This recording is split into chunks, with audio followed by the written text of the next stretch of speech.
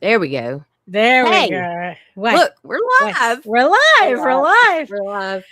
But so just what I was saying. It's like it was really interesting spending.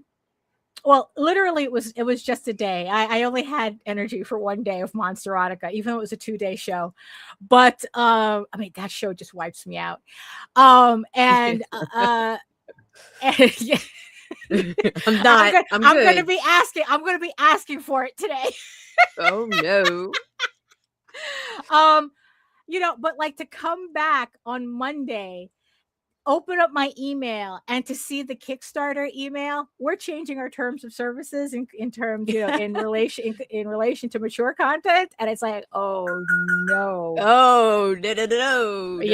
Because I mean, we're talking about like what I had whiplash. Like I ended up with whiplash from going to Monsterotica to coming home to Kickstarter, and like I said, having to like really bend over backwards to file off all the serial numbers off of my upcoming campaign for, because it's like and mind you, it's like Kickstarter has already approved Eagle Raven Volume 3, right. But, the updated content guidelines came out afterwards, so it's not live yet, but I was going in there just really trying to find like I said, trying to like file everything down, and then I had started to work on Eagle Raven issue 13, the campaign. I'm still in the middle of that, right?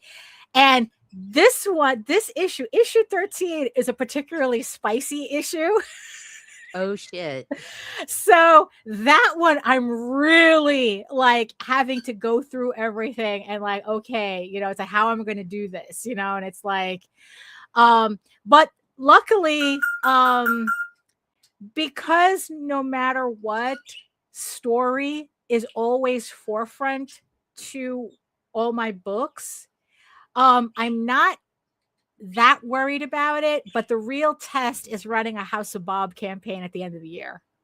E-I-O. Yeah. Okay, so from what I understand, they're going to be stalking across other platforms to ensure that creators are not trying to finagle the add-ons and stuff. What do you mean? Like they will be looking on other social media platforms to see how you are promoting your content. Oh, that doesn't surprise me at all, because that's been an MO for like all the previous platforms that I've seen this happen to. Yeah. Where they will go to your website, they will go to your social media. Like even you can have a squeaky clean campaign or a squeaky clean account, but if they find out that you sell not safe for work stuff anywhere else, even if it has nothing to do with it, they will ban your account. I've seen it happen. Yep. Not on Kickstarter, but like on Patreon that has done it. But it's coming, so everybody needs to be pivoting. Right. I mean, because this only, like you said, this only ends one of two ways. Yeah. Yeah. It's like, it's either we see who gets a pass, or they turn into, or they become the scapegoats. They become the lesson for everybody. It's like, it's like the whole witch burning analogy. It's like we were taught to be afraid of witches, not the people burning the witches. Right. It's like, but so I had quite the weekend.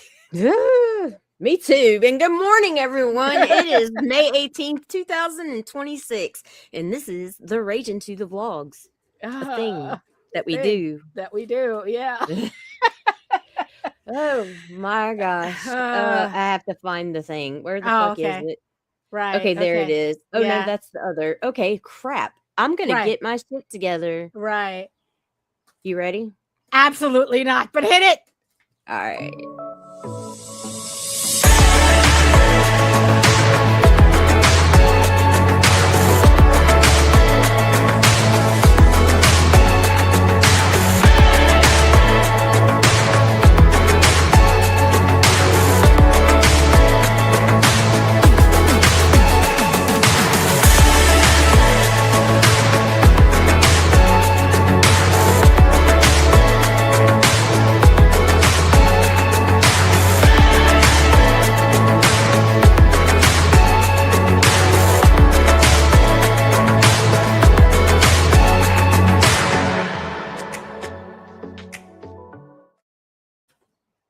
Why are you people here? Oh,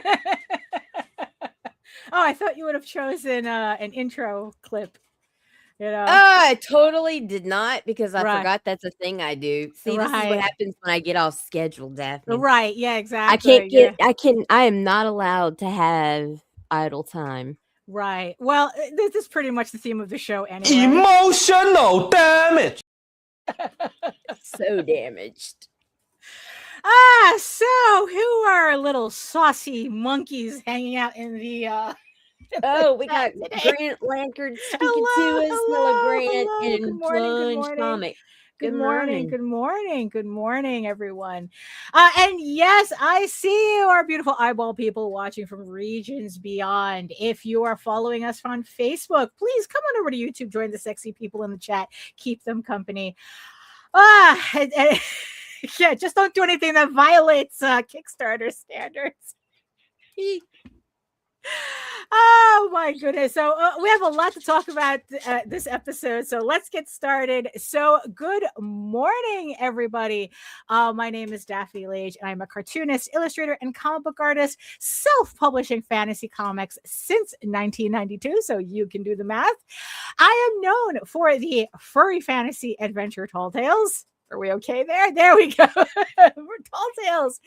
And my medieval fantasy drama, Eagle Raven, Heir of the First Unicorn. Both you can read online at eagleworks.com, EGOWORKS.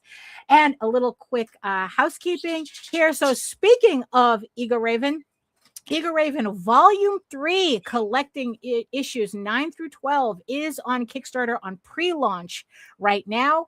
So the link is in the chat and in the show notes.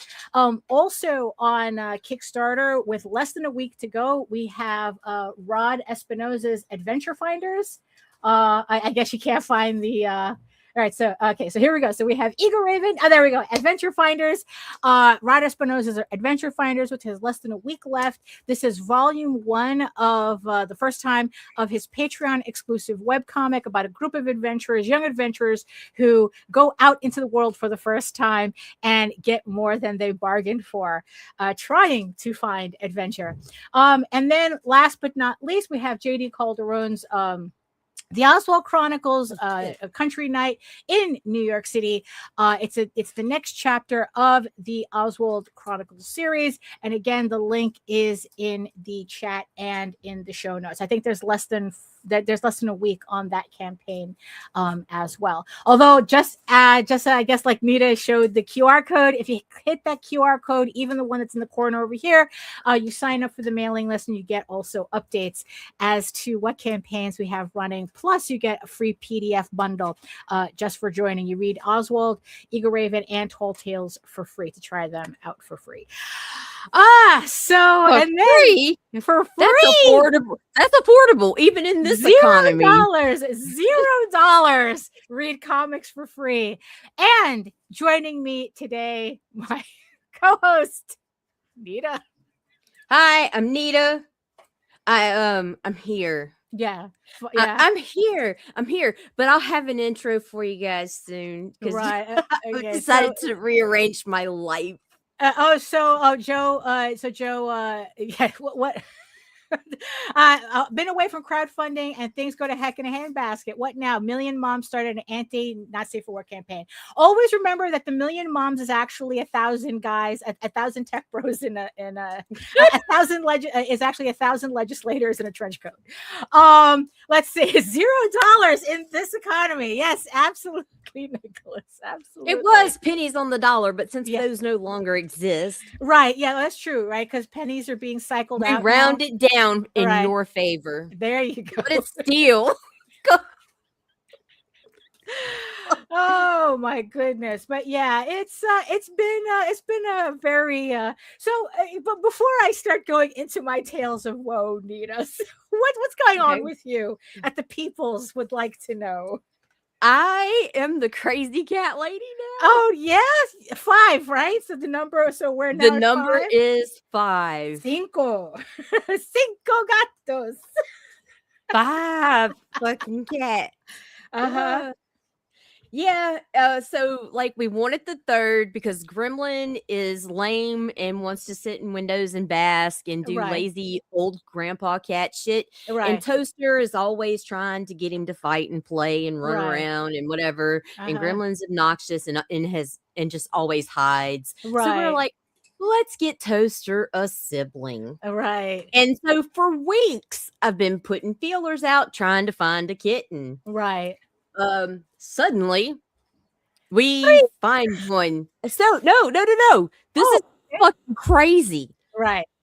I find one Right. local, and I go and I look and we talk and everything, and I'm like, yeah, I really like this little kitten. I Right. want her. I Right. just want to take her home. Solid black, beautiful little thing, 9 Okay. weeks old, Uh-huh. perfection, whatever.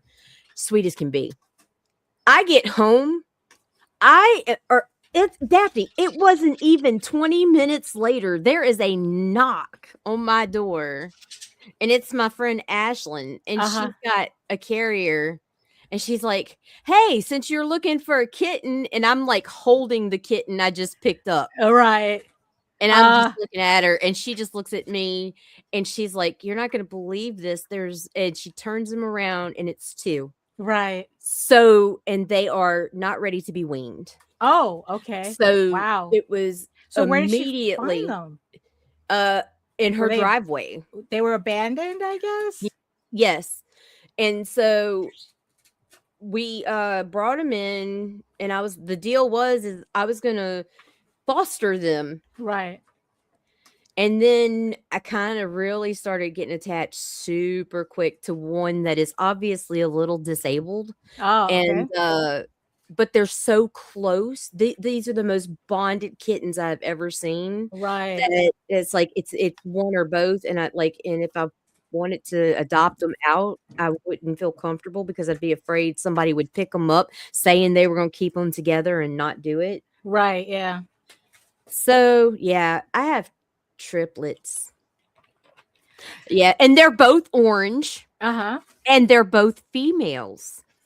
Oh, okay. So, So that's kind of cool. Like, uh-huh.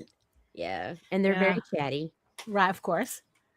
Right. So But so there yeah, you go. So one for each and kid, I guess. one for each kid. And now I'm working on taking care of some shit to work on a YouTube channel that's Oh, coming. So that's gonna be there you go. weird. Right. Yeah, because I thought you were kind of like done with that. And I guess it's kind of like you try to leave and it pulls you back in. No, yeah, and I'm gonna do it different. I'm not gonna Right. do the same thing. Like Uh-huh. I'm not gonna do the same as before. Right. Because this is more like creator focus and whatnot. I'm Right. going a different direction. Okay. So I mean, it's like, in the end, it's like that's kind of like how it just ended up with us just being like creator focused. I mean, it just fell into place like that. right. And it works. It works for Indie Comics Network, Yeah. but there's other approaches too, and I'd like to see that grow too Mhm. before I give that away to somebody else and fucking Right. decide to make something else, because that's what I do. I build and I get and I move on. Right. Yeah. But and instead of like selling it for millions of dollars, you go, yeah, here, take it. Yep, that's how it works. That's how it works. I don't want to see it. I'm done. I'm done here. I did my part. Right.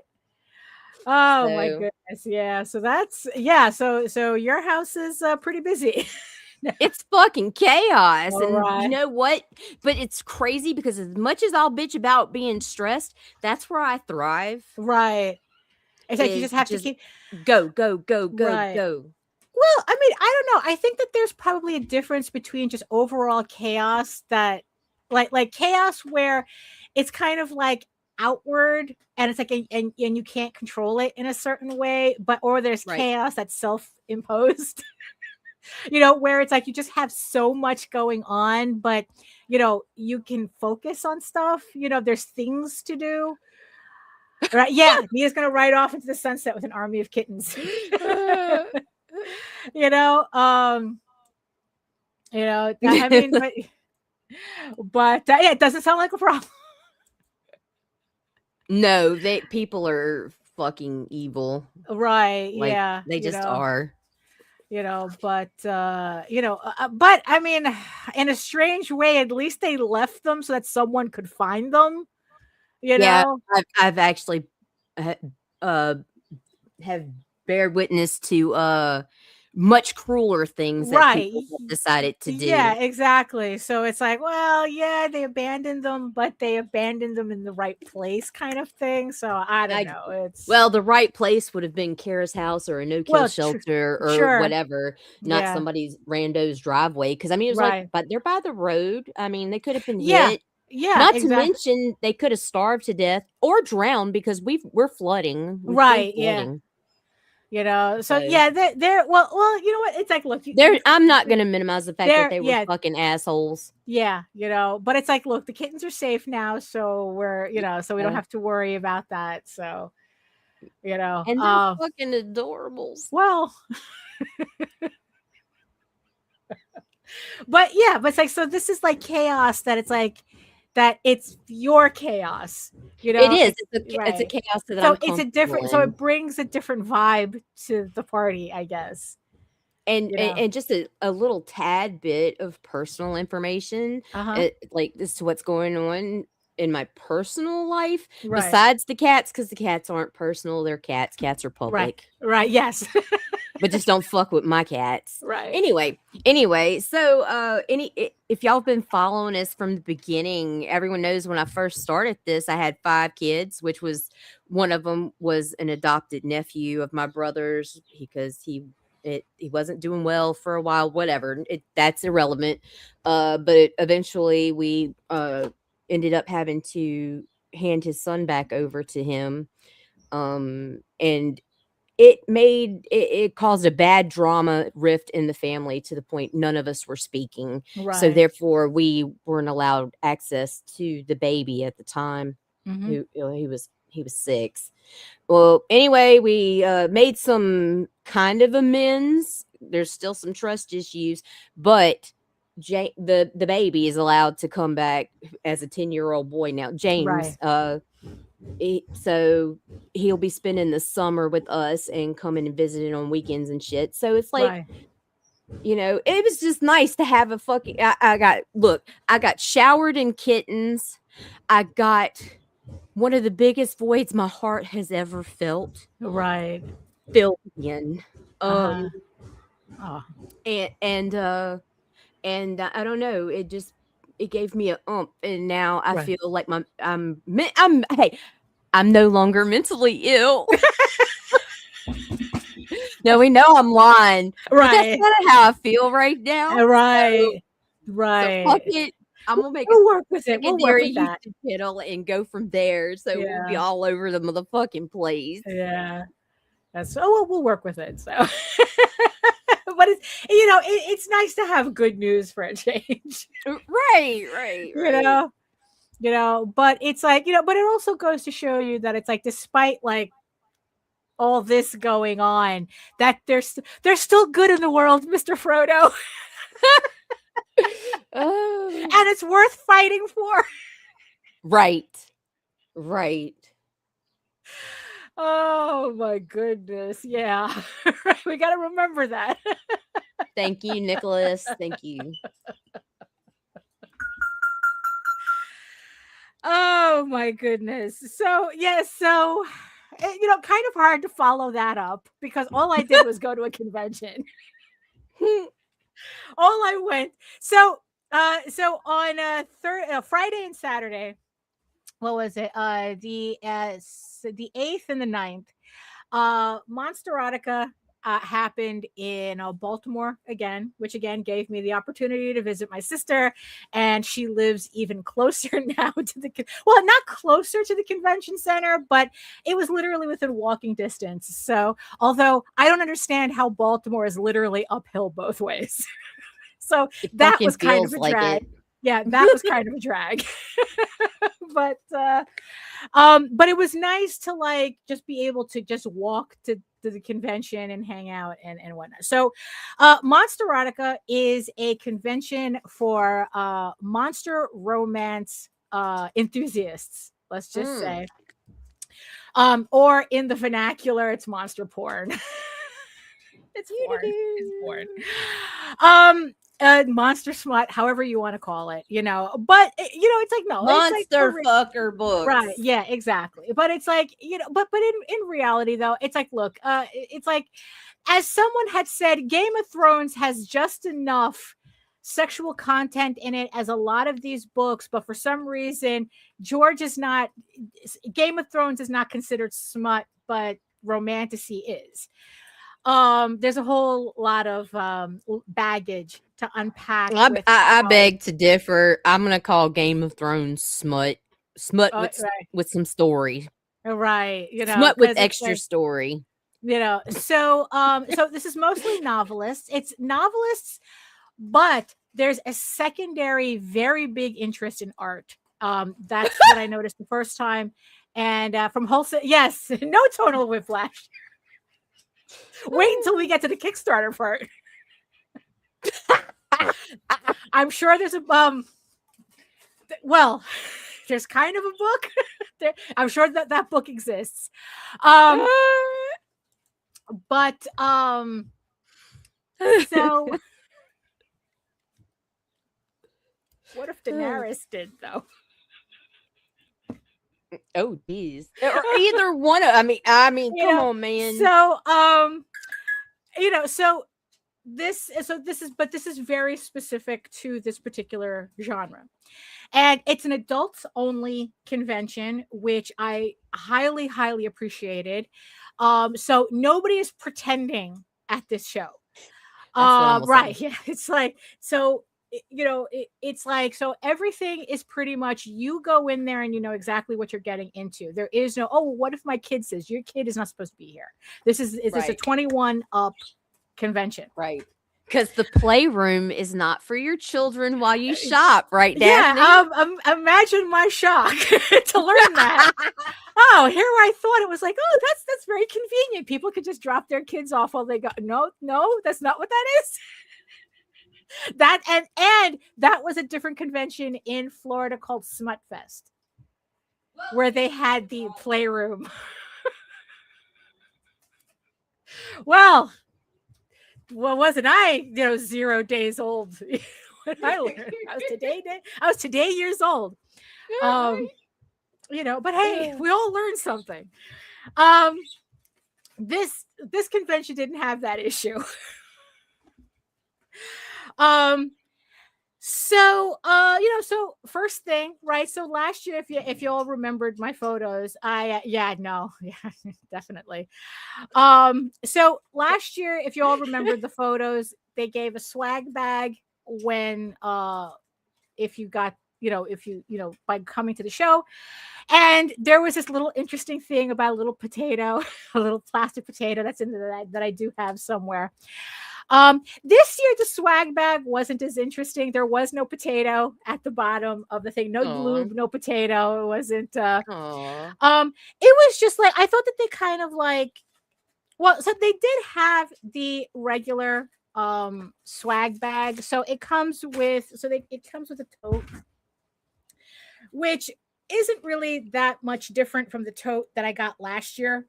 So this is the tote, and then it came with a survival kit, pretty much, which has tissues and hair ties and band-aids, mints, and then like it came with also an assortment of prints that none of it I can show on the on here.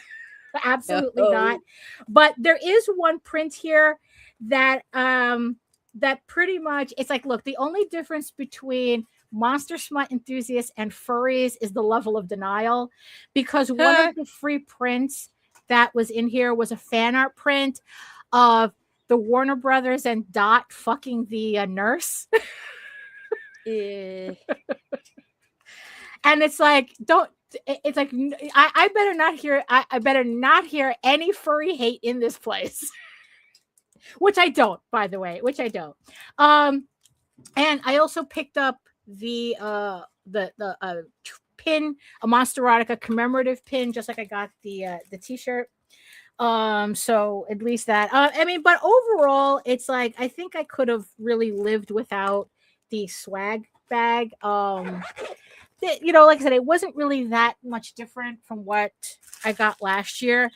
And one of the things that it also came with was a diamond kit from one of the authors. And yeah, for some reason, diamond kits are really, really popular. It's a really popular hobby. Like one of the things that some of the authors do is that they literally bedazzle their books. Like they have like one particular book that they just completely bedazzle with, you know, like the little diamond things.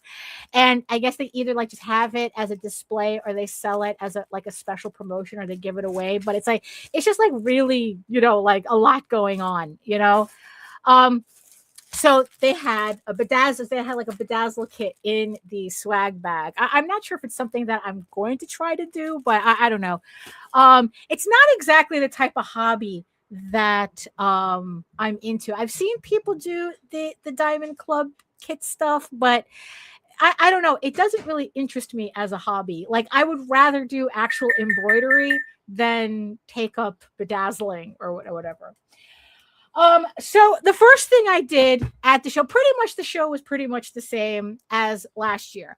The dealer's room, which is actually called a signing room, even though it has all the dealers and the artists in there along with the authors, it was only open. I know, right? It was only open for no, that was last year. The Astroglide was in last year's kit, along with the little plastic potato. So the room had a lot more dealers in there, right? But it was only open for the initial hour and a half, and then it's open up for another hour and a half later in the day. So again, that it kind of had that strange thing going on where it's not like you could just roam the dealer's room all day. They actually closed it. So, but I was able to pretty much do everything that I was there to do in that first hour and a half. So what I did this time is that I pre-ordered all of the books that I was interested in. I didn't want to like stand in line much, just kind of like, well, what do you got? What do you got? What do you got? Right. I didn't want to do that. So I pre-ordered most of my books. So the first batch of books that I got was the Witch Slayer series from Opal Rain. And what's really funny is that last year I had a really strange interaction with this author, and which kind of put me off to reading her book last year. So I haven't read it yet. But then she started writing this dragon series, Dragon Guy with Witch Girl, you know. And this one kind of tickled my fancy better. So I took a punt and I bought these books. And I started reading this. Because I figured it's like, well, I didn't read her book that I picked up last year, but let me go ahead and just start with her. And this is now my new favorite book. Out of all of the books that I've read, you know, in this genre, this is my new favorite book. Like I haven't been able to put it down since I started reading it. So I'm really looking forward to the next one. So I was really happy. So in the end, it's like, you know, I was really happy that pretty much. I didn't catch that, but good for you. That's probably the pun, you know, that's probably part of the pun, you know, that works. So I was really happy that I was able to like get over what happened the odd exchange from last year. And it's like, okay, you know what? If all your books are like this, we're good. We're good. Then I got 2 books from January Bell, which up until that point, she was my favorite author. Like I could literally read anything from her. So I picked up her books, which is kind of like, they're based on it's a game show parody, except it's again dragon guy. It was a theme at the show. Dragon guys trying to win the affection of these kidnapped girls who like they were kidnapped by aliens and ended up on an alien planet, and they have to play like some kind of weird game show. It's like, you know, they're funny, but you know, they're January Bell really is my favorite. Well, she's still my favorite author, so I picked up her books. Like I didn't need to think much about that. These two, I have not tried this author before, but you know, I'm taking a chance. I bought two of her books. She had a whole series, but I bought the two that really caught my interest. So what we're talking about, Orc and Fae, but this one, obviously, I'm always going to give a unicorn a pass. So I'm always going to pick up, you know, try that. So, so I picked these two up. So I guess it's like we'll find out whether they're just as good as what I'm getting so far, right? So, so this was a little different from this year. well, do some, Tom. You're gonna have to do some monster smut if you want to get invited, and then I'll have you on the show. So already I have been seeing this trend of authors coming into the comic book space on Kickstarter. And there was a couple of campaigns that we've spoken about before where it's like these authors, they made comic book versions of their novels, or at least like supplements to their novels in comic book form.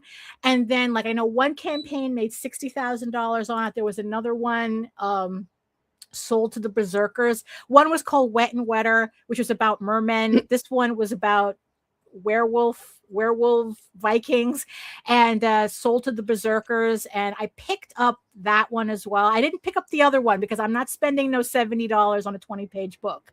Tom and Daphne going to Monsterotica. Right. You know,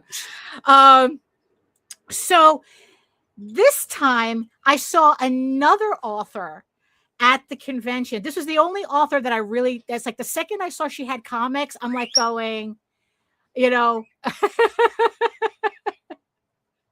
you know, I went straight to that line when I saw she had comics, because she was the only one with comics. And for obvious reasons, I cannot open these books on the air. Well, for sure. So, right. So this is from a Canadian author. What's her name? Ragin Abel. And she decided to do 2 graphic novels based on her novels. I was tempted to also pick up the novels, but I think those I could pick up at any time. So I figured it's like, you know what? I'm going to pick up her 2 graphic novels that thankfully, like I just saw the comics and I told her handler, I said, okay, just give me 1 of each and I'm good to go. Right. And then while I'm waiting online, I go, holy shit, I didn't ask for a price. You know, I didn't ask for a price. It's like, do they know what graphic novels go for? Or am I paying like $80 a book? Right. It's like, you know, yeah. No, they were $40 a piece. So at least she knew how to price them normally. Right. So that wasn't a problem. And then it's like, she tossed in a free sketchbook, art book, because I bought the 2 graphic novels. So, and so, yeah, I can't open this. I can't open these. But I mean, this one, okay, this one's not as, can I find, okay. So this one I can open up. So this, you know, that's kind of like what we're going with here. As flipping through it, I told Jose, just really quickly flipping through it, that I could tell that the person who draws these, they're not really comic book artists. I'm thinking that either they're more familiar with webtoons because their visual storytelling is not there.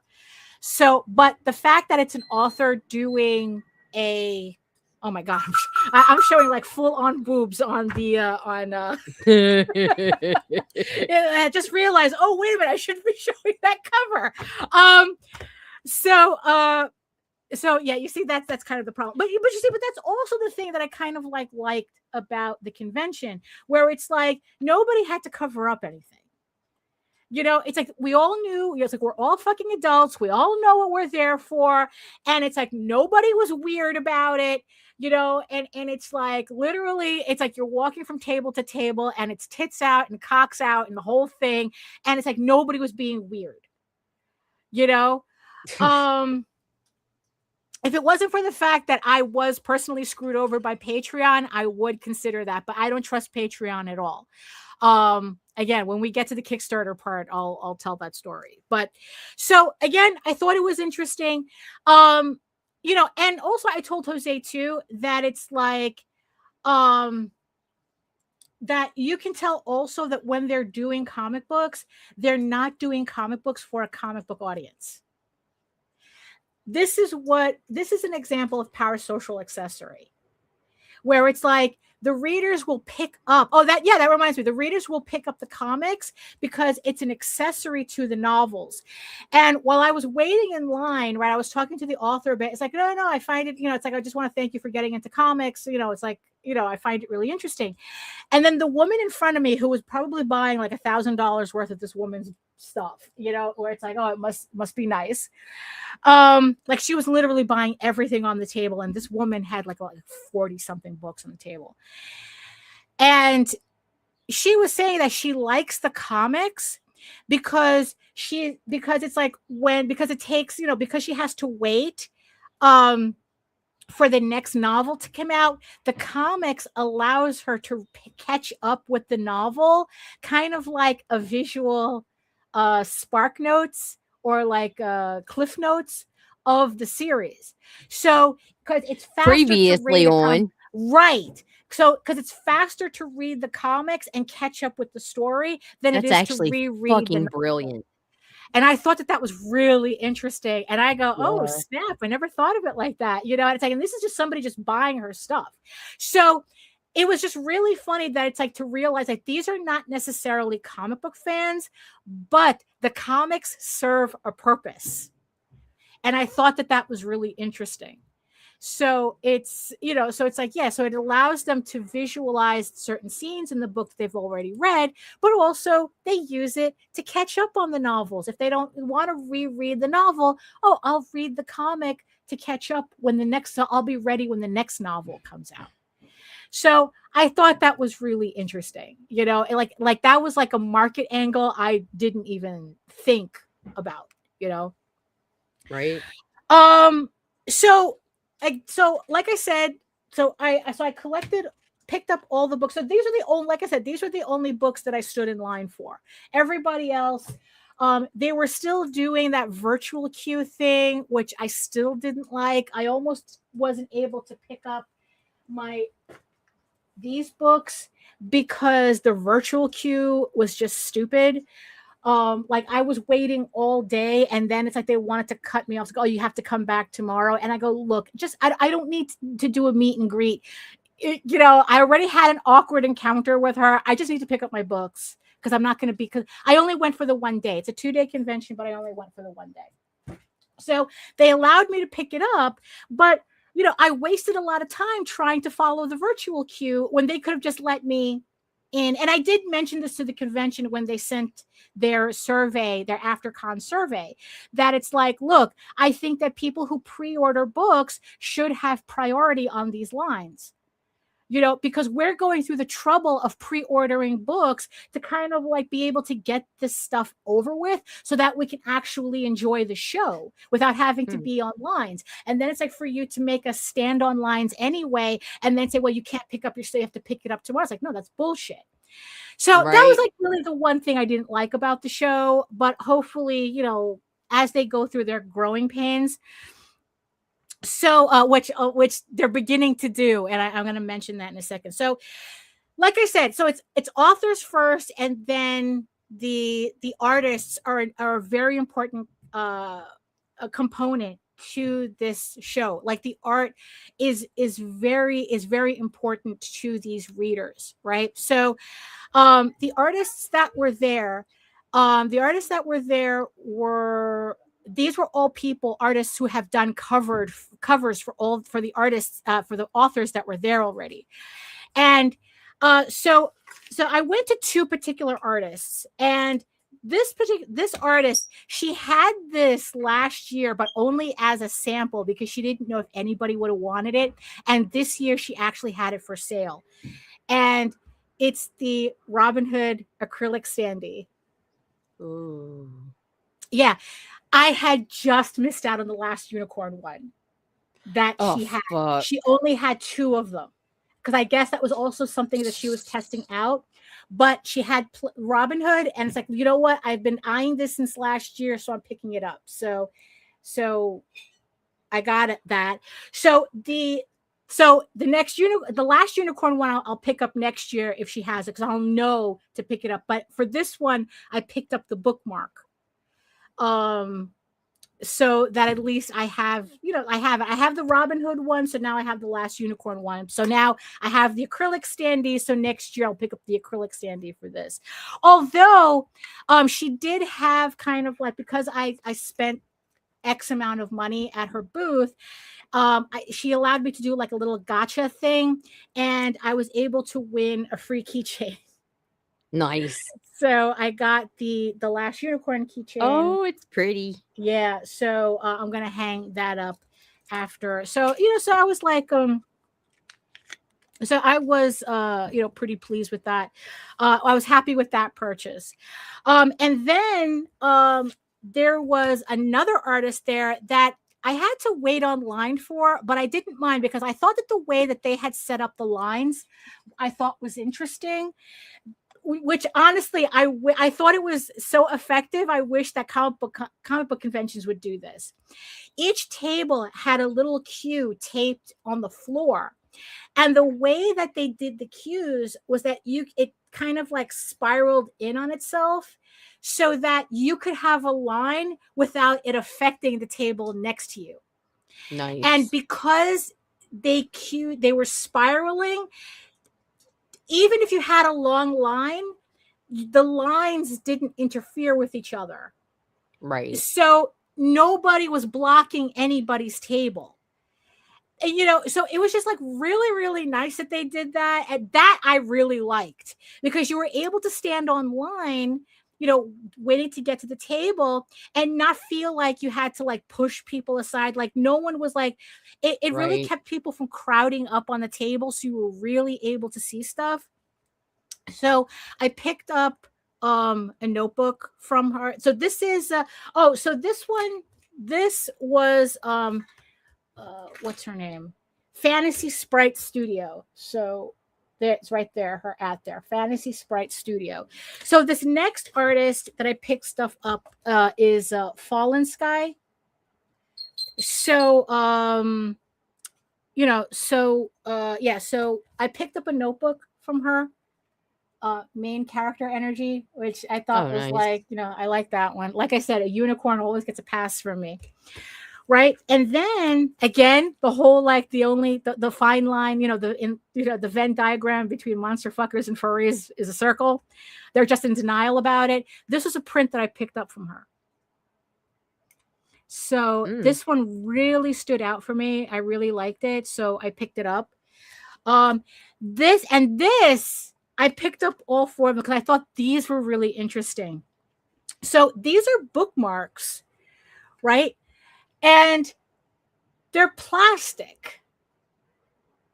Oh, the Mothman! Yeah, look at the Mothman. I love Mothman. These little peekaboo things, right? So, and here's like a little gargoyle.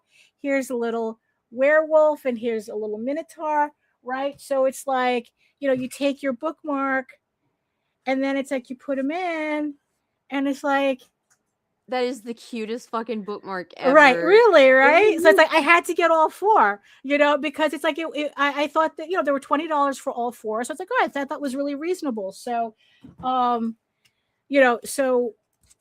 I picked these up. So I was really happy with these, but yeah, the Mothman. I think like the Mothman and the Gargoyle, I think, are my favorites. Mothman's my favorite. Yeah, hands yeah. down. But I mean, the Minotaur's pretty good too. But you know, I mean, it's like No, they're just they're all done. good. They're but all nice, right? I have an affinity for the Mothman. Yeah, I have yeah. plushies and stickers and buttons. Yeah, but this and is just shit. way too funny. This is way That too is way too cute. Yeah, and then of course she gave me a free pin. you know, for for buying her stuff. Now, here's an interesting. Oh, and she gave me a sticker of a fairy. Oh, that's a cute fairy. Hi there, little guy.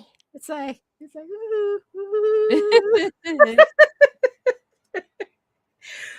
Now, here's an interesting thing that was really noticeable this year at Monsterotica. The collaboration between most of the authors and the artists was really, really noticeable this year.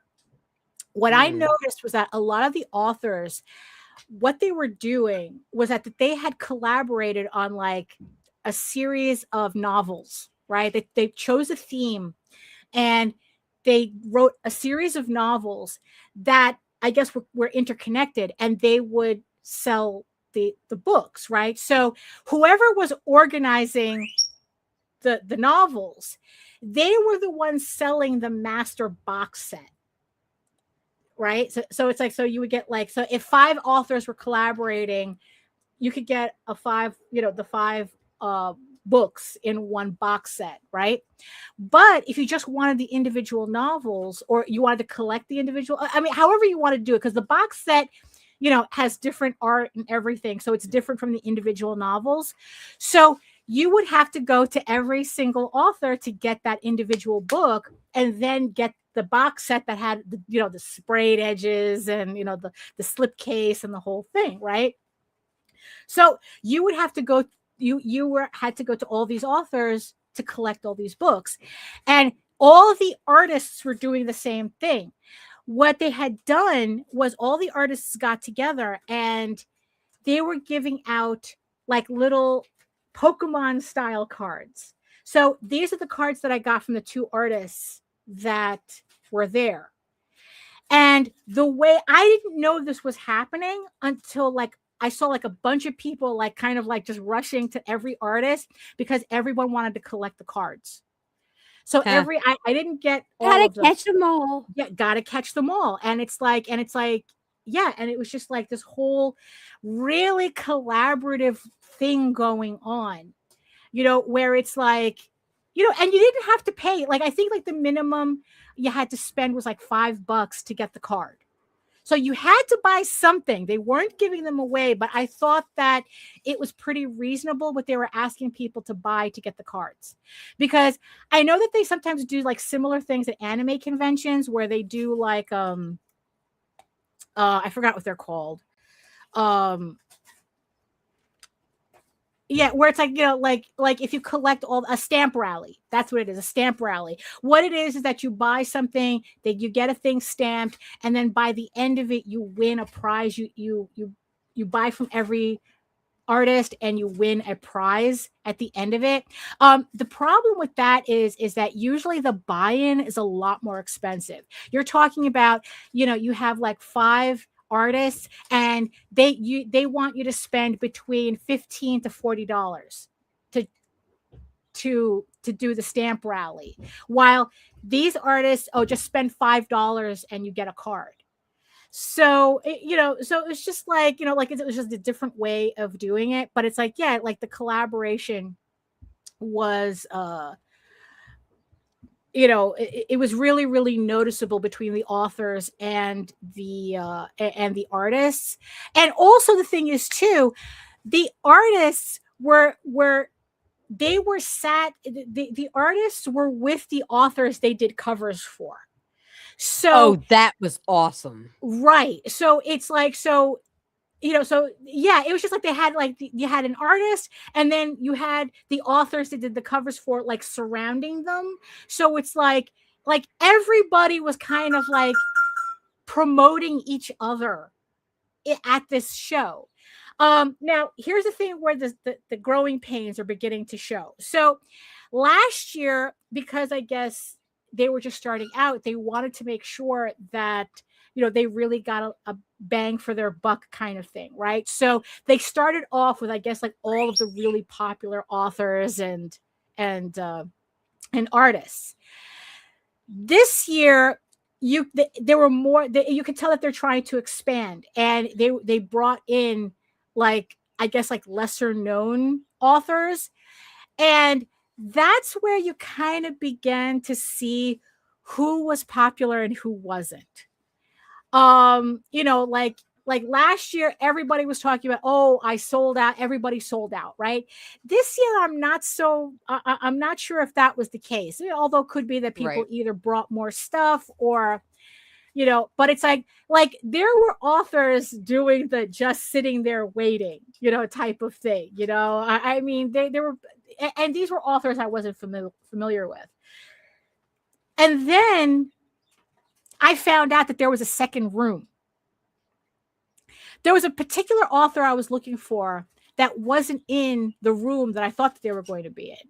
And I'm like, that's funny. They're here. I saw them on the panel. You know, where are they? And then I realized, looking at the map, that there was a second room, but there was no obvious signage saying that there was a second room. Like, you had to be paying attention to the map to notice there was a second room. But if you were just casually walking around, there was like no like obvious like markers that there was a second room. And so I went to the second room and I found the other author. I decided to pass on getting anything. But the second room was significantly smaller. And I know from experience that if I had paid for a table at that show and I was put in that second room, I'd be pissed. Right. You know, so of course it's like, so that was something like, you know, and I go, oh, I know that this is going to be something that's going to bite them out in the ass this year. So honestly, it's like, so next year, and I mentioned that again in the survey, like, I hope that they mention that they decide to either get a larger ballroom in the hotel, because they really do need to keep everybody together. You know, because once you start separating people, it's like, look, I have never seen a convention that did that well. I have never seen them do it well. So it is not something I recommend any convention doing. And I'm even talking about, you know, it's like, you know, like, yeah, if you talk about something like San Diego Comic-Con, yeah, that convention is big enough, and that people, there's plenty of regulars that we know that, okay, there's the Hall H and all these other things. And, you know, it's like, but with smaller shows, it's like you really have to pull people by the nose for them to go into secondary rooms, you know, and I honestly, I really recommend that they have one larger room, or it's like, or they have to find another venue if they want to expand further. Although what's funny is that the Baltimore Convention Center is next door. So I don't know if the show would be big enough to go to the Baltimore Convention Center.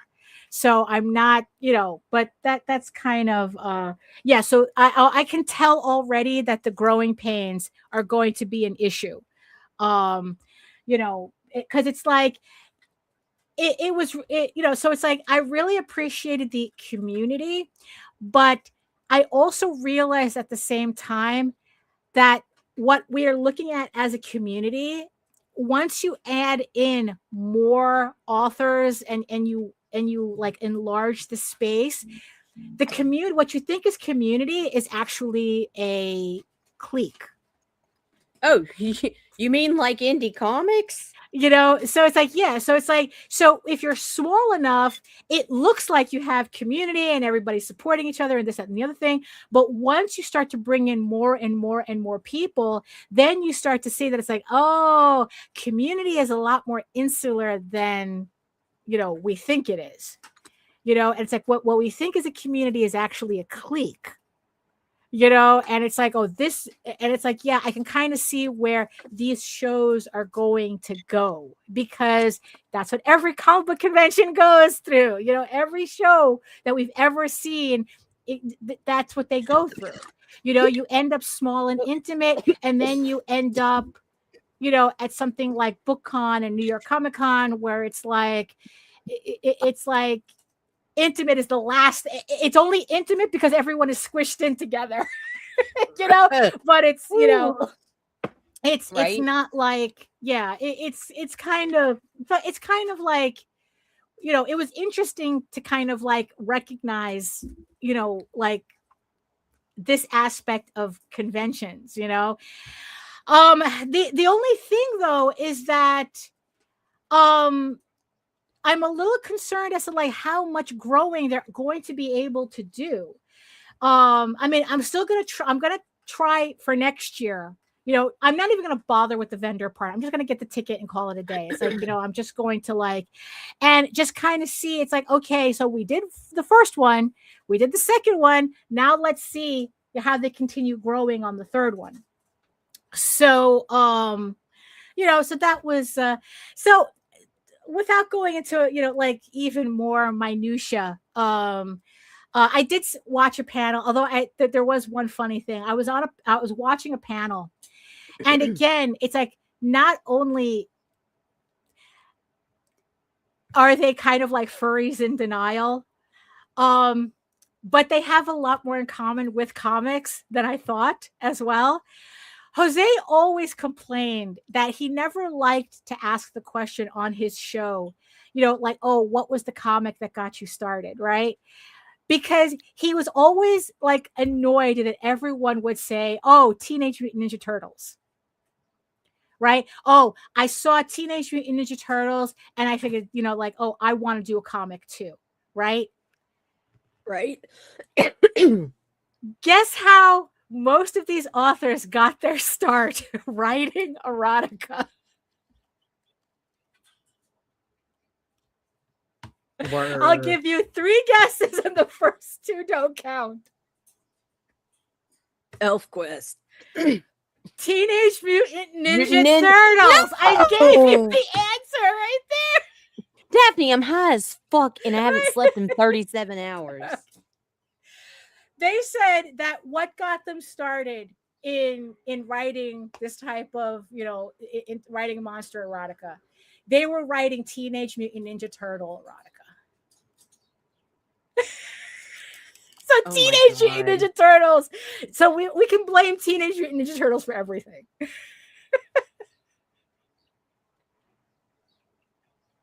So, so there's the other Venn diagram.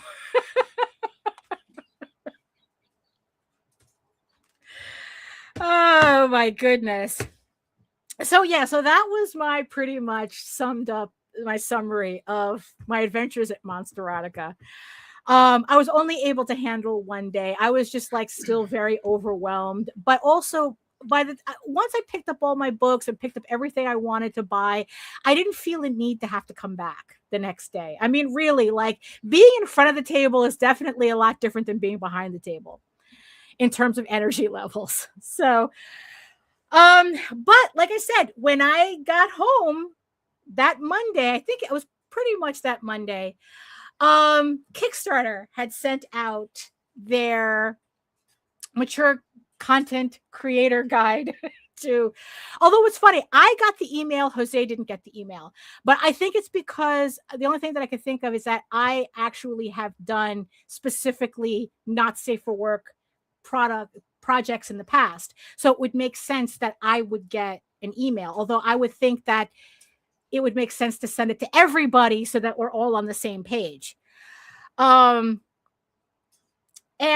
the Kickstarter rules are completely like the complete opposite of what I experienced at Monsterotica, where it's like everybody was just an adult. And, like I said, it's like nobody was weird about the artwork and the books. And we, it's like we were all enjoying, buying our books and talking to the authors. And it's like, the smut's kind of the point. But at the same time, it's like, look, you still need to write an entertaining story for the smut to be worth the payoff. And I think that, and it's like, and I think that that's what a lot of people forget when they're shitting on, well, so were they. That's the thing. So were they when they were writing the fanfics. That kind of like evens out, So so it's so yes, I think that that's what a lot of people like kind of like they misrepresent the monsterotica and the romantasy genres as oh, it's just pornography. And it's like, sure, if that makes you feel better, it's like, yeah, that is a major point, but it's not the point, because the rest of the story has to work for like I said, the payoff to be worth it. This isn't, it's kind of, reading Playboy for the articles type of thing. It's like, yeah, you have the centerfold, but you're also reading Harlan Ellison before you get to the centerfold. You're looking at Gahan Wilson's cartoons before you get to the naked chick. I mean, it's like, oh, here's the latest Ray Bradbury story. And it's like, oh, and here's Miss February. I mean, it's like, it's kind of like that. You still need the substance for the fluff to work. Because I have completely stopped reading books where they were so shitty, I didn't even care when the characters started fucking. It's like, who cares? You have to care. And that's the point. It's not like most pornography done by guys where it's like, oh, the big titty girl's here, party. And it's like, that's not what we're reading. You actually have to put effort in writing this shit. Sorry, not sorry. It's not, I'm not saying something is stupid, like this is elevated porn. No, that's stupid. What it is that it's porn with effort. You have to earn it. You have to earn that payoff, right? And so Kickstarter pretty much, for those of you who haven't heard, they pretty much, they didn't completely ban it, but they did the same shit that every other platform has done in terms of adult material. They build their platform on the backs of people doing the pornographic comics, and then they want to go mainstream, and then it's like, oh, yeah, we got to get rid of you guys now. Yeah, see ya. Wouldn't want to be ya. Of course, they're blaming Stripe. Stripe blames MasterCard. MasterCard blames the government. The government says, we're not doing anything. You're the guys doing this. So nobody knows what the fuck is going on, right? Meanwhile, Stripe is the official processor of OnlyFans and Pornhub. So don't tell me that all of a sudden they're concerned about adult comics. And also most of those motherfuckers are on the Epstein list anyway. So wait a minute, what's really going on here, right? But unfortunately, we have to eat shit while all this stuff keeps, sorting itself out. So Kickstarter has said that it's like, okay, now you can sell not safe for work stuff, but you cannot make it look like not safe for work stuff, right? And it's like, and they have, where it's like, well, it can be sexy, but it can't be sexualized. It can't be, it's like, well, it's like, it can be sexy, but it can't be horny, right? It's like you can't produce anything that is for sexual gratification.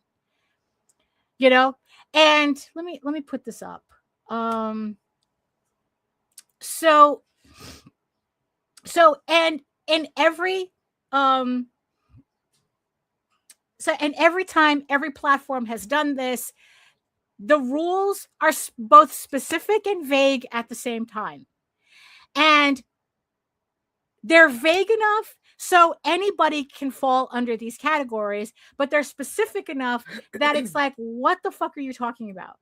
Like it's a little too hyper specific, and it's like, this is contradicting your vague stuff. Like, what are you talking about, right? So, so blah, blah, blah, why? Okay. So this is the thing where it all starts off, and you could already tell, the bullshit. This is where the bullshit starts. Because under generally not allowed, pornographic or explicitly sexual content, projects created specifically for sexual gratification, sexual services or hookup platforms, violent, exploitative, or illegal sexual content, insertable sexual products, any content involving minors or non-consensual acts. Oh man! Out of everything that's here, only 3 of these options you can say could possibly be that they're illegal, that they're already illegal and shouldn't be on the platform to begin with. Word. Okay, content involving minors. We already know that's illegal. There are laws against this. We know this already, right? And then it's like violent, exploitative, or illegal sexual content. Well, it's illegal, so we know it's illegal. You know, everything else is technically a legal product that Kickstarter is saying you are not allowed to sell because Stripe is telling us not to sell. Kickstarter is saying, oh, we don't care if you sell this stuff, but Stripe is giving us a problem, which again, they say, well, it's MasterCard. And then it's like, it's the government, but the government is saying we're not doing anything. You're the guys making this shit up. So, you know, who knows? But then it's like you have artistic or documentary nudity in non-sexualized content context. Again, it's like, all right, so but if you turn people on, then you're now in, you know, if you turn you made on, me hard. Now you're violating it. Right. So it's like, you know, kissing, cuddling, sensual but non-explicit imagery, but don't turn anybody on. Right? And it's like, that's pretty much what it boils down to. You can have not safe for work, but you can't say it's not safe for work, and you can't turn anybody on. If you turn anybody on, oh, then now you're in the, now you're non-compliant. Right? And when you go down to the rest of the rules, right, it's like, you know, it's like, you know, like, okay, suggestive but closed imagery that is not sexualized and does not emphasize or reveal prohibited anatomy. If the bitch has like triple F, you know, it's like that. So are we talking about if she is there like an acceptable cup size? You know, because it's like, you know, it's like. It's when you start combining, looking at what's allowed and what not allowed, they contradict each other.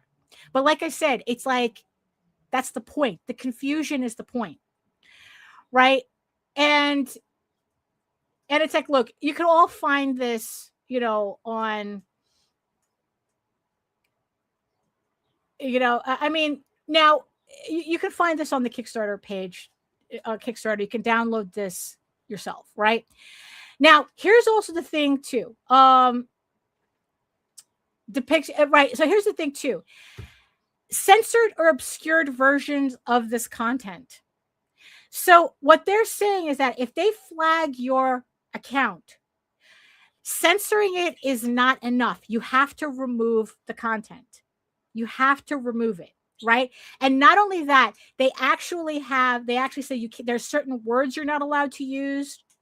You know, it's like I had to scrub out medieval unicorn Viking slut completely off my pages because I was concerned that even censoring the word slut would get me flagged. So I had, you know, to get rid of all of that. I had to get rid of most of the imagery, put in like tamer imagery or imagery that wasn't censored. I mean, it's not censored, right? But they're saying cropped images.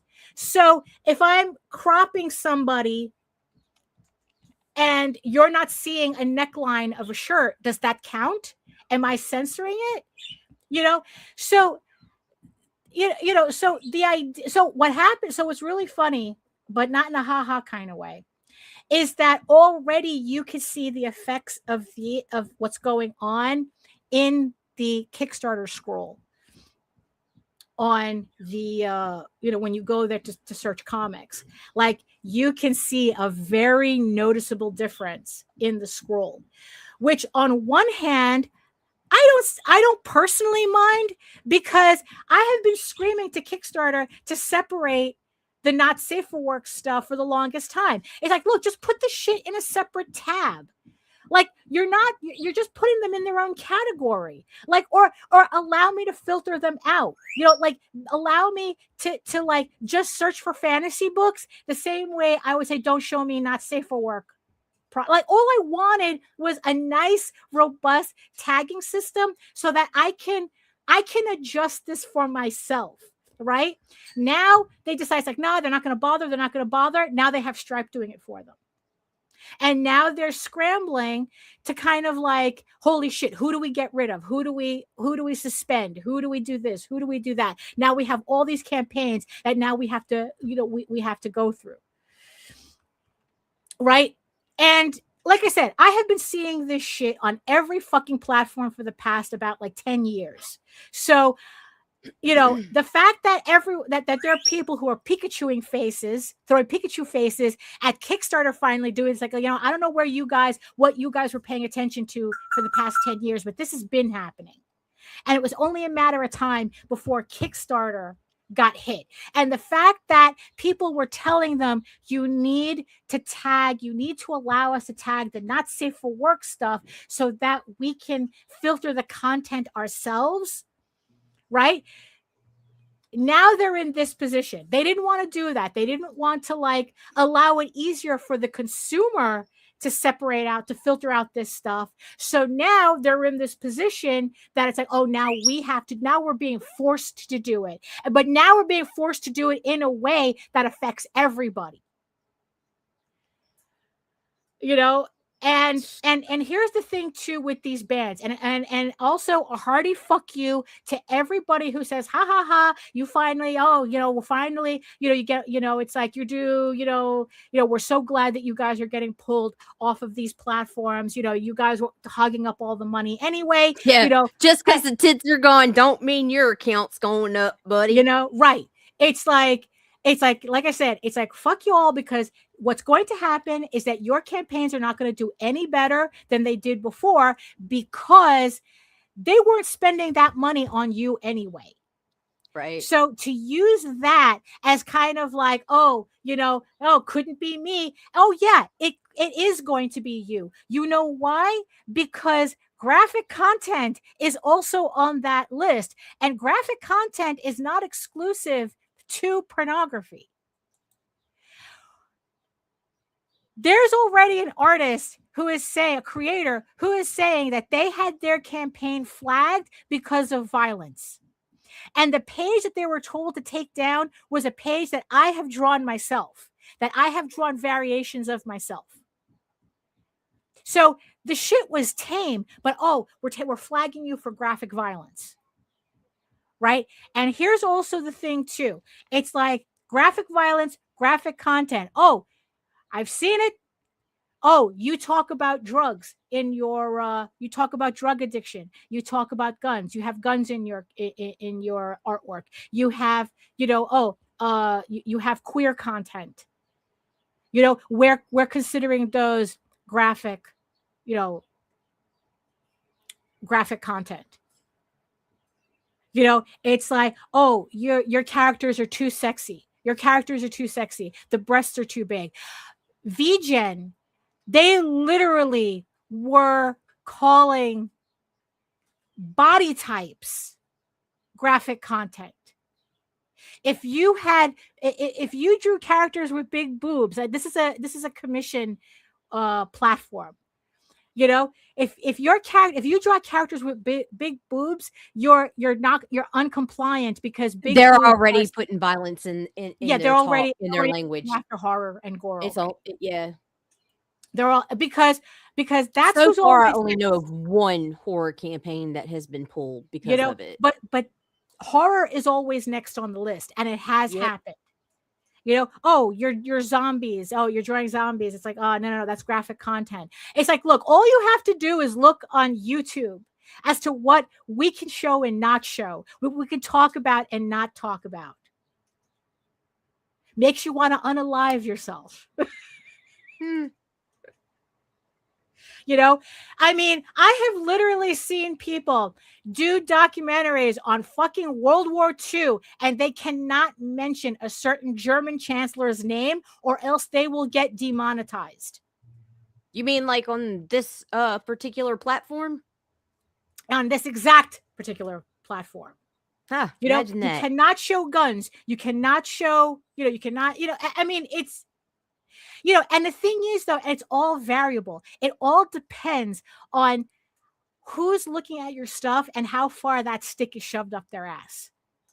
And that's why I don't trust Patreon, because that's exactly what they did to me when I had a House of Bob. I had a House of Bob account on Patreon. And I had a House of Bob Patreon that was specifically marked as adults only, which meant that you could only access my Patreon if you had a direct link. And even then, you couldn't show explicit imagery in the main crawl, and like pretty much everything, was, this whole thing was like I specifically did this because it was a House of Bob account, and I knew I was going to put adults only stuff on there. And it's like, okay, like I did everything Patreon told me to do, but we're suspending your thing because it's not compliant.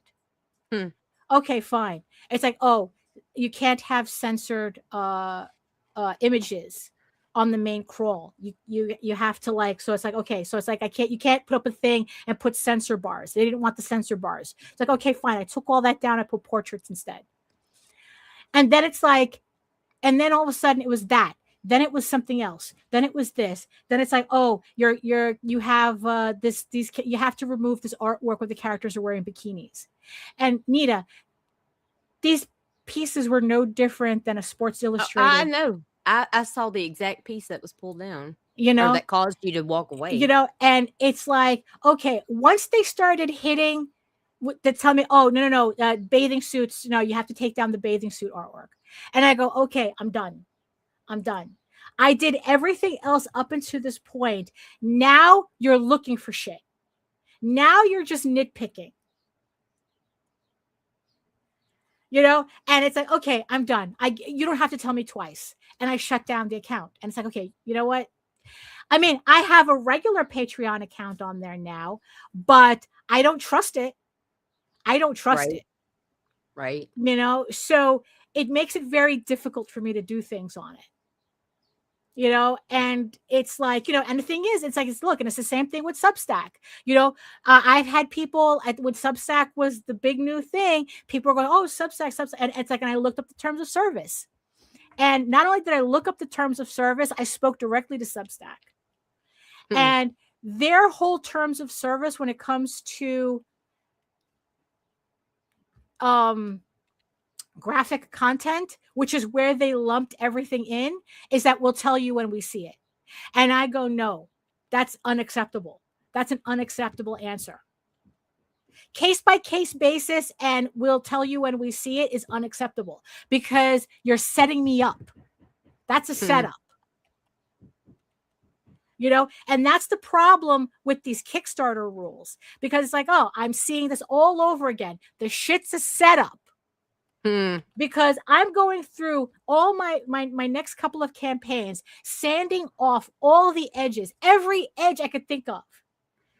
How do I reword this? How do I say this? How do I say that this is, that it's like, this is, I don't, this is not a kid's book, without saying that, this is not safe for work. Because I was going through the accounts of people who said that they got books, suspended from Kickstarter, and I was looking into what was getting them suspended, and yeah, sure enough, shit was triggering the suspensions that the guidelines say shouldn't, that Kickstarter was saying, no, these should be okay, but they were still getting flagged for using the word nude. They were getting flagged for using the words adults only. And it's like ridiculous. And it's like, and not only that, but like I said, it's like you have the guy who got suspended for violence, for violent imagery, you know? And it's like, it's a setup. It's a setup, you know? I mean, I'm confident. I mean, it's like the only thing that I could do is that I'm confident enough that I was able to fix my next campaigns in order to get through the process. But again, I don't trust it. It's like, okay, now I do not trust Kickstarter, because all you need is one person with a stick up their ass to make you a target.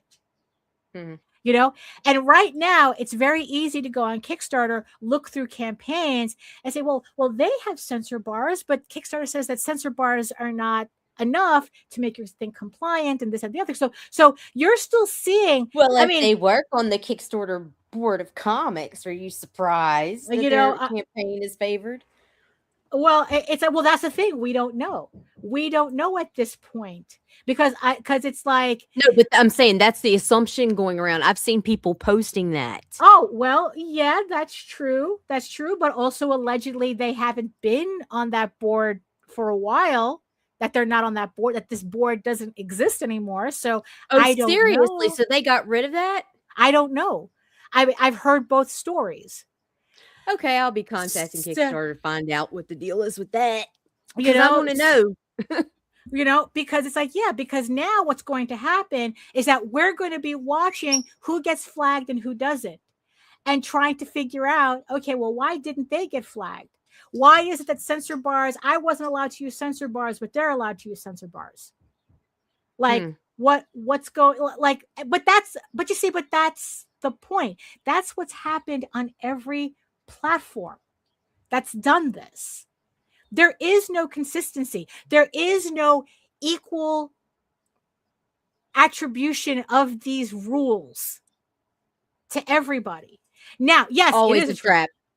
Now, the one thing that Kickstarter didn't do that a lot of these previous other platforms have done is that, honestly, we should be glad they didn't do, is that they just scraped the plate clean.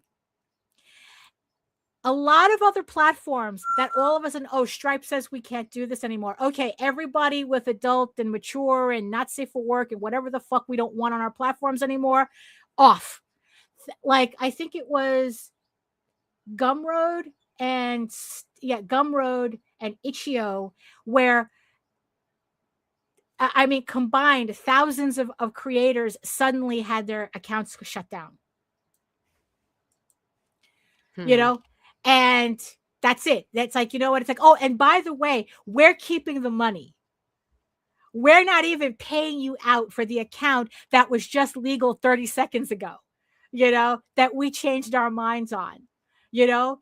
So they didn't even do that, you know? So luckily Kickstarter hasn't done that. Although there has been, I do know of one campaign that finished before the new rules set in, but they were in the process of collecting the funds. It was a 6-figure campaign for a sketchbook, an adult sketchbook.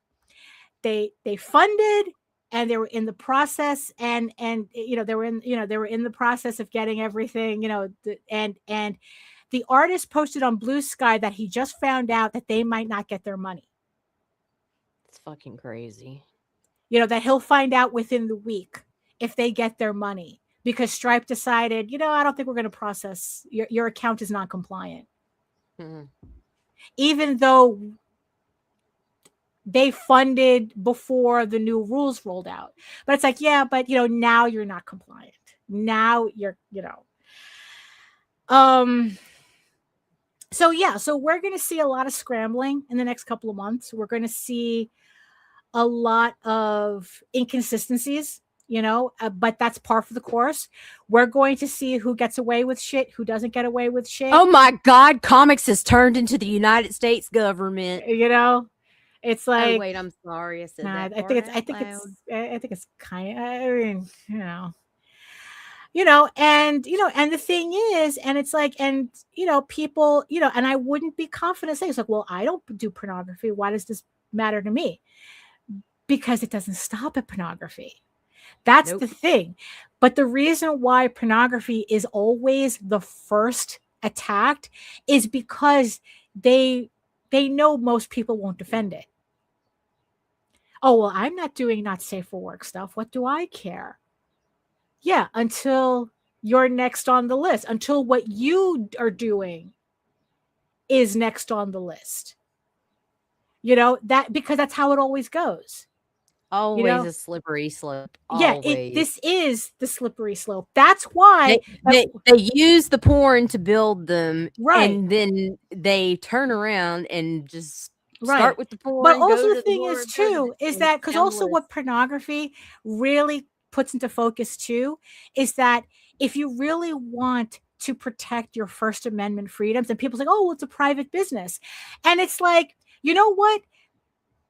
There comes a point where a private business is not supposed to impede my private business. It's kind of like your right to hit, your right to punch ends at the tip of my nose type of thing. It's like it's like, yeah, you can be violent, but as long as you don't hit me, if you don't want to sell this stuff, then you don't want to sell. If you're producing, if you're producing, and if they don't want to buy it, they won't buy it either. Right. We're not going out there forcing people but to it's buy like porn. right. But it's like, but the thing is though, you can't tell me a private company can they cannot do this. They can decide, like they don't want to sell pornography, but then you can't say the same private company then has a right to have no problem with OnlyFans. Has no right, has no problem with Pornhub. So well, then we're not talking about morality, right? We're not talking about a morality issue here. Nope. So say, well, it's a private company; they can do whatever they want. Not if it affects my legal product. That's where your being a private company stops. It's. I mean, really, especially when Kickstarter is saying they don't give a shit, right? We've known that, but, Stripe is a payment processor. It's like they're not selling these items. They're just processing payments. It's like you're interfering with a person spending legal tender on a legal product that they want.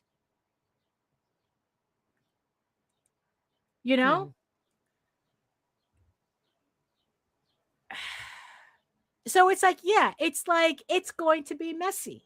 We're going to see in the next couple of months how this is going to sort out. Because it could be that probably with, because also another thing that could happen is that they'll kick out the worst of it. Yeah. And then they'll kind of let everything else kind of slide back in. That they'll do like this whole frantic censorship thing, just to appease Stripe. And then, the Eye of Sauron will go look someplace else. And then they'll be able to, look at the pattern recognition, which, and then it's like, and then they'll kind of like, and then it's like a couple of months down the road, we'll be the asshole saying, it's like, oh, it wasn't that bad. It wasn't that bad. But, I can't trust the platform anymore because it'll happen again. Because it always happens again. Every fucking time. And the ironic thing about it, about this whole thing, right? That the reason why, so that Stripe goes after platforms is because my theory is because the platforms are ironically easy targets. Right? Because like if everybody decides like, you know what, fuck this shit, we're going to go back to our own websites. We're going to go back to, you know, we're going to, you know, we're going to just go back to our own stores. We're going to go back to individually selling our own stuff. Just like in the early days of the internet, when you literally, if you wanted to buy stuff, you had to go to conventions, you know, everyone's trading zines, you know, you had to go to individual websites to buy stuff, right? What if instead of Stripe going after 5 platforms, they now have to go after millions of individual websites? Do you think that they would, you know, that all of a sudden that they would feel the need to do that? To all of a sudden be that concerned, you know? But a platform like Kickstarter that has everybody in one place, right? Oh, we just have to send a letter to 1 or 2 guys. We just have to send a letter to their legal department. You know? But if you have thousands of individual websites, hundreds of thousands, divided up over thousands of hosting sites, you know, and you can even set it up where you're hosting yourself if you really wanted to, you know, to really privatize what you're doing, is you set up your own server farm in your basement. I've seen people do that, you know. All the cloud is a server farm. It is a couple of hard drives in someone's basement, right?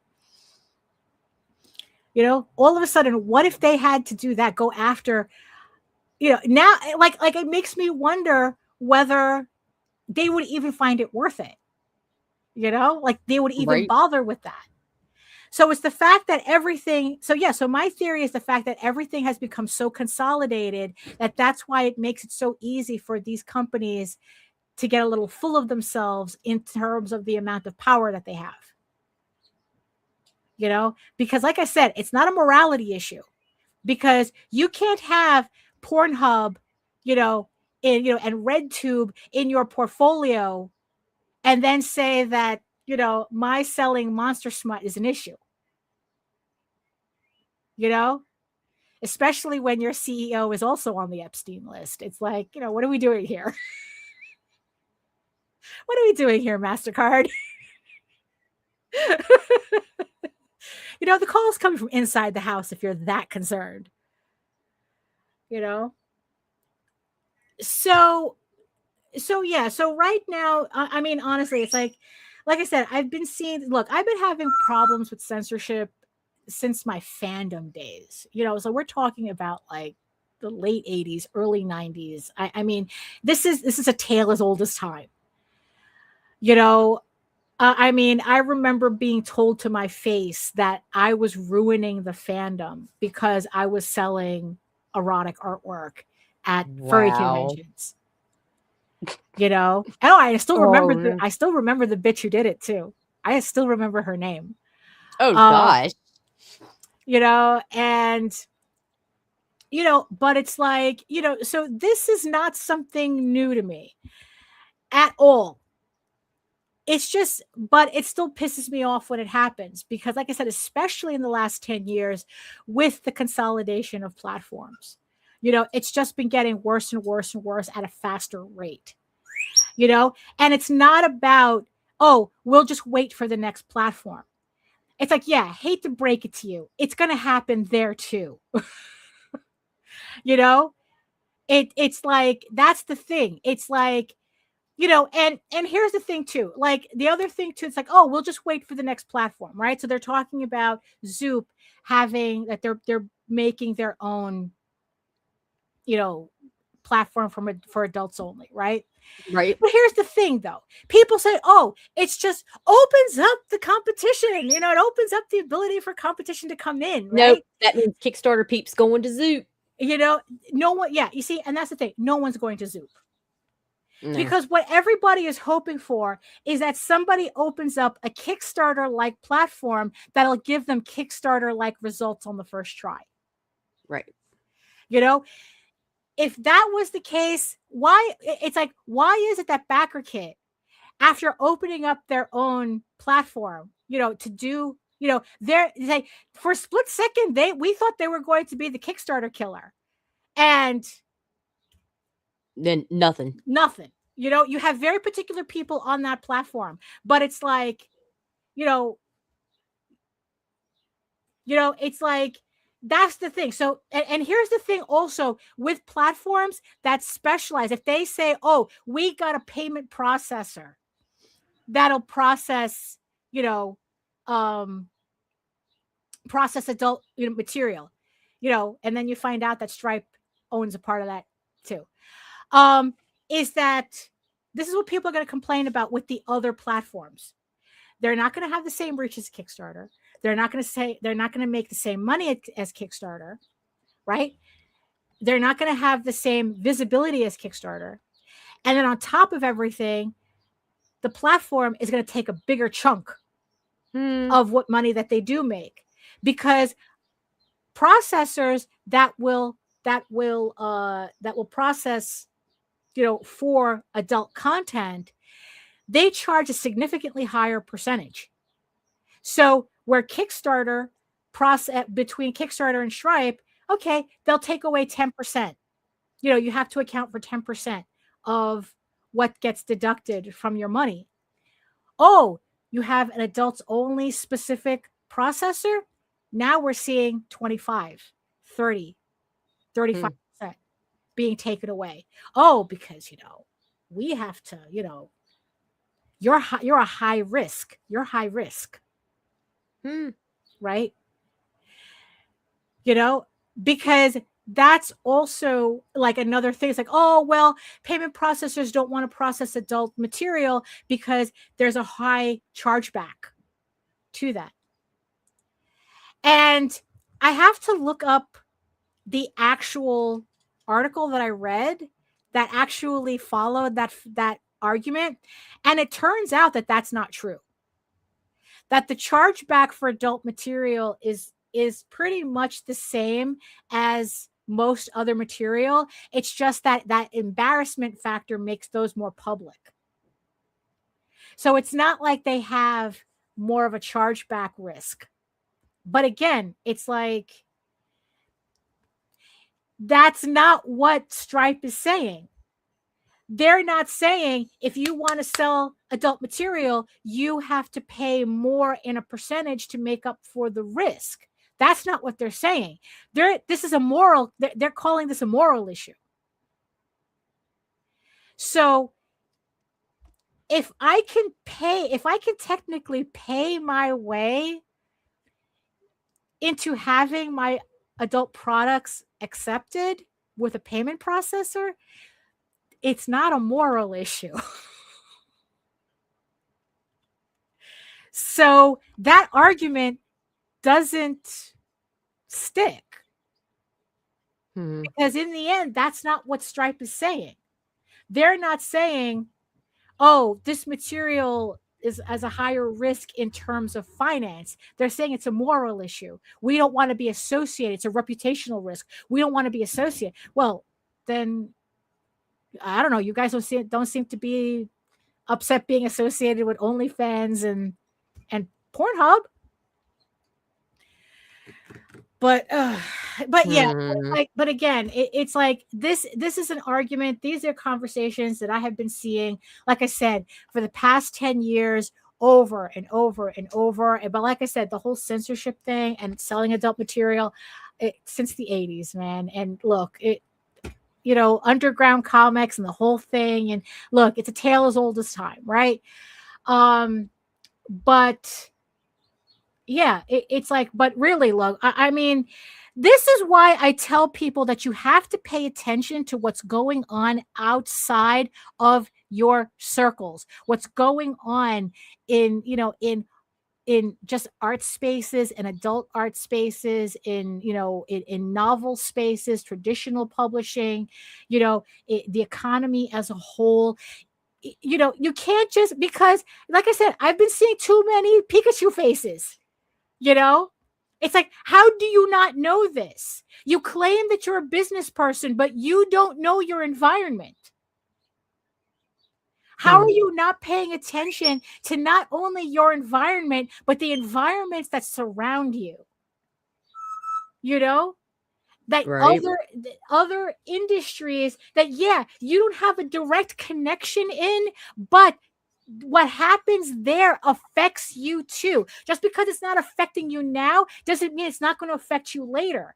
And only by understanding how these related industries, what they're going through, you're going to be able to protect yourself, at least in a better way. Like, honestly, I really do think that by watching traditional publishing, that, Kickstarter says, okay, these are all the rules. Oh, I got you. I know exactly what I have to do. Meanwhile, you have these guys getting their books suspended, and they're like going, if I can't sell on the basis of the character of TNA covers, how do I sell my comic? And it's like, did you just hear yourself?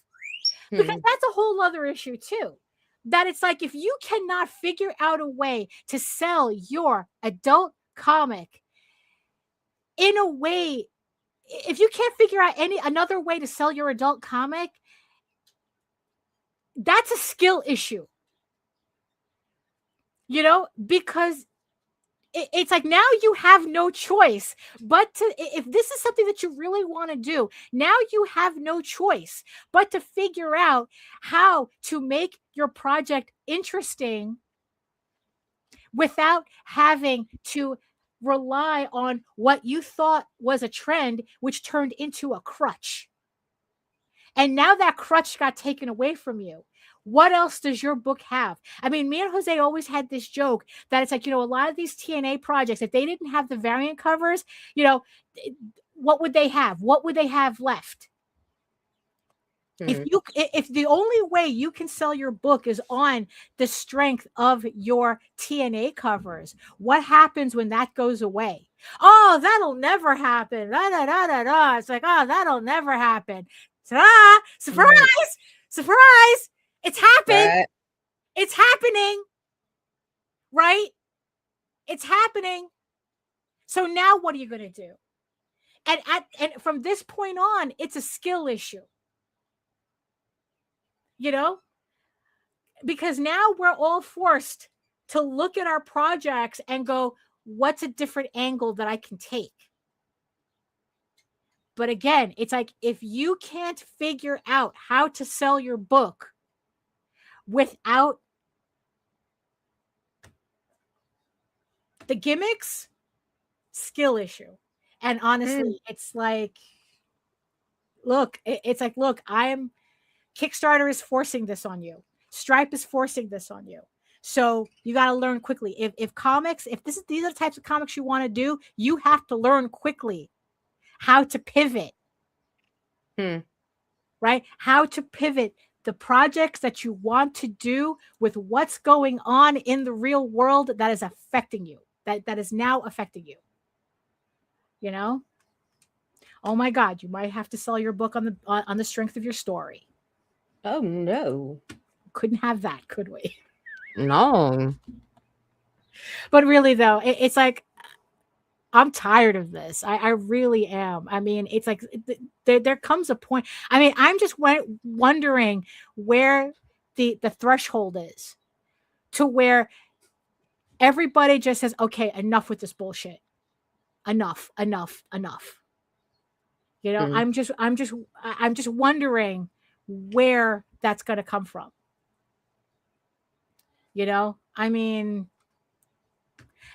especially since, although, yeah, there was an article that I read where the Trump administration had sent the FTC to send a strongly worded letter to the payment processors saying that they are not supposed to judge businesses on reputational risk. That reputational risk is actually a First Amendment violation. And that if they don't cut it out, the government's going to come in and tell them to stop it. And it's like, you know what? A broken clock is right twice a day. I'll take it. If the government is willing to kind of even look at that, especially this government,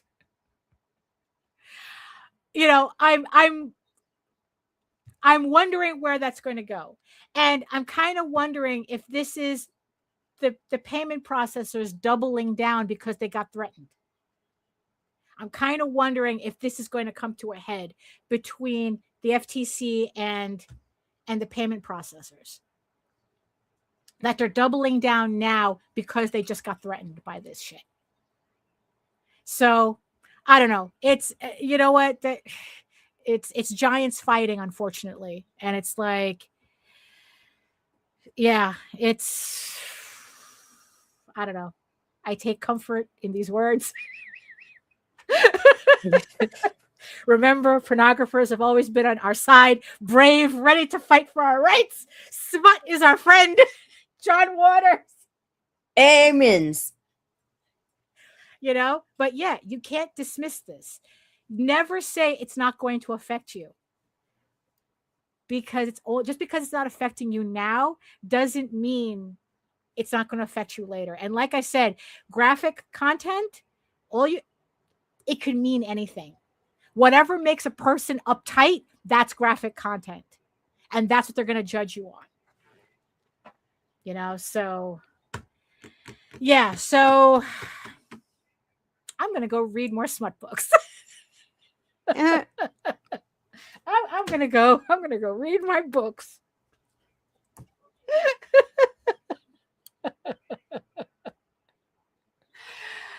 Oh my goodness. I hate this timeline. But at the same time too, there's a lot of cool things going on. Yeah, it's really bizarre. It's really bizarre. So we just gotta we just gotta take it for what it is. That's life, right? That's life. Yeah. So I cut my elbow. Cut my elbow somewhere. Yeah. Any final thoughts, Nita? Yeah, very appropriate. So I don't know. So yeah. So so that's it for today in this sultry, offensive. This weather is offensive. It's like it's supposed to go up to 90 today. No, tomorrow. Today it's supposed to go around 80 something. And it's really humid and hot. But then by the end of the week, it's supposed to go back down to 60 again. That's offensive. It's almost 90 here. But really. So I just want to thank everybody in the chat for keeping us company. Letting me rant. Oh, and yes, I also want to thank all my beautiful eyeball people, all our beautiful eyeball people, listening to us in the background, listening to me just in the background. Really. But you know what? It's look, there's still, like I said, there's still a lot of good in this world. So we just got to push through. We just got to push through the other side. You got to shovel through the shit and pick out the gold flakes. Yeah, right. Well, but you could be listening to anybody else, but you decided to listen to this show. So thank you. I appreciate every single one of you. And if you catch us on the replay, if you're watching us on the replay, even if you're watching us now, you're watching us here, make sure, just like I appreciate you, make sure that you, like, share, subscribe, tell other people how much you like the show and appreciate the show, and hit that notification bell so you get notified whenever any of our shows go live again. Good grief. Oh my goodness. So thank you again, everybody, for joining us. If you want to learn more about me, my artwork, my Kickstarters, if you want to see all the creative ways I'm trying to be compliant with Kickstarter, you can head on over to my main portfolio site at egoworks.com, EGOWORKS, where you can read Ego Raven, Heir of the First Unicorn for free. But if you prefer your fantasy to be more of a free Lord of the Rings adventure, you can follow the link over to Tall Tales Online. And you can read the archive of over 1,000 hand-drawn pages there. Yeah, I cannot do Tall Tales like the pages digitally. That's a whole other thing I have to talk about. You know, it's like I really do think the next 2 issues that I have to finish on Tall Tales, I have to do by hand. There's just something about it. But yes, you can read the archive of 1,000 pages on there. Keep you busy. And remember, while you're on the website, don't forget to sign up for my newsletter where you can keep up to date with all of my new art, sketchbooks, comics, Kickstarters, and get a free PDF bundle for joining. You can read Ego Raven for free, Tall Tales for free, and the Oswald Chronicles for free. Also, speaking about Ego Raven and Oswald, Ego Raven, Heir of the First Unicorn, Volume 3 is on Kickstarter on pre-launch. I'm hoping to get it launched soon, so make sure you hit the notify me button so you get notified whenever the campaign goes live. And also, the Oswald Chronicles on Kickstarter in its final few days. As well, link is in the show notes, and also in its final week, Rod Espinosa's The Adventure Finders, our first collaboration book with as Indie Comics Network on Kickstarter in its last week on Kickstarter. So go check that out. Links, chat, show notes, the whole thing. It's all there. So thank you so much again. Thank you for joining us. Enjoy the rest of your day. And in the words of the ancients, eat your food, moisturize, mind your business, and do the work. Because whenever you do the work, you actually do the work. You never have to fake any of your accomplishments. And stay strong. Stay strong. Oh my God. Thank you so much. And we'll see you next time. Hear me. The Thorn Valley Plan is the aspiration of idiots and dreamers. We were just talking about you. That's refreshing, Jenner. Usually you're screaming about us. I told him I can be a fighter if you want. I'll be there to catch you if you fall.